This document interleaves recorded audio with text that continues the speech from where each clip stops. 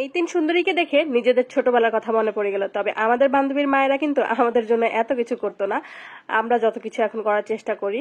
Hello everyone, আসসালামু আলাইকুম, কেমন আছেন আপনারা? তো দেখতে পাচ্ছেন তিন সুন্দরী দাঁড়িয়ে আছে, তাদেরকে এই শান্তভাবে দাঁড়িয়ে থাকার জন্য আমাদেরকে অনেক কিছু করতে হয়েছিল। এইটা ছিল আলিজের একটা ফ্রেন্ডের বাসার মধ্যে আমাদের সবার দাওয়াত, কথা ছিল আমাদেরকে খুদের ভাত এবং অনেক রকমের ভর্তা খাওয়াবে, কিন্তু আমরা গিয়ে দেখি সে অনেক রকমের নাস্তা আয়োজন করে ফেলছে। মাশাল্লাহ, তার অনেক গুণ, তার গুণের কথা বলে শেষ করতে পারবো না। এই যে ঘরের মধ্যে ছোটখাটো যেই মানে শোপিস গুলা কিংবা এইগুলা দেখতে পাচ্ছেন, সবই কিন্তু আলিজার ফ্রেন্ড আলাইনার মানে আম্মু নিজের হাতে করা।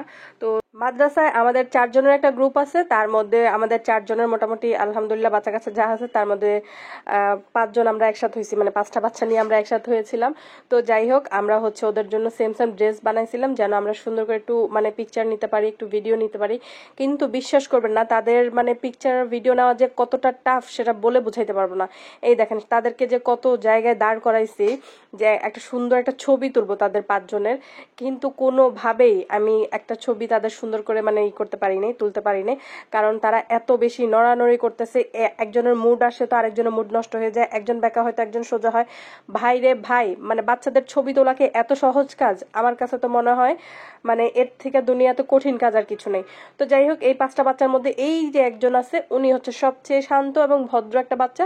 সে তার মতো করে বসে থাকবে, টিভি দেখবে, বাস।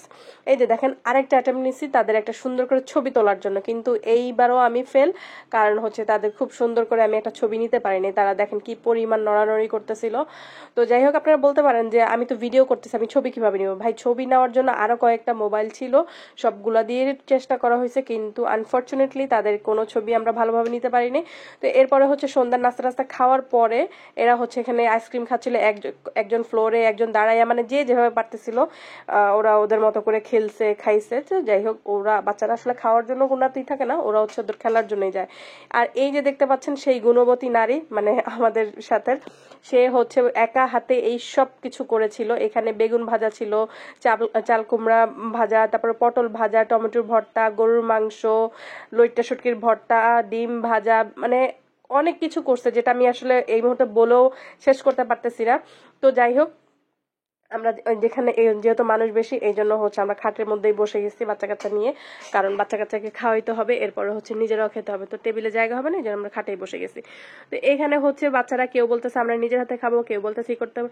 তারপরে যেহেতু সেই দিনটা ছিল তাদের জন্য, বলছে তোমাদের যা মন চায় তাই করো। তারা কেউই খাবার খায়নি, খাবার না খেয়ে তারা হচ্ছে আইসক্রিম খেয়েছিল। সেই আইসক্রিমের কাঠিগুলা নিয়ে ভাগাভাগি করতেছিল, কে কয়টা নিবে, কি কি করতেছিল আল্লাহ মাবুদ জানে। তো যাই হোক, তারা তাদের মতো খেলতেছিল, আমরা আমাদের মতো মানে খাওয়া দাওয়া করলাম আলহামদুলিল্লাহ।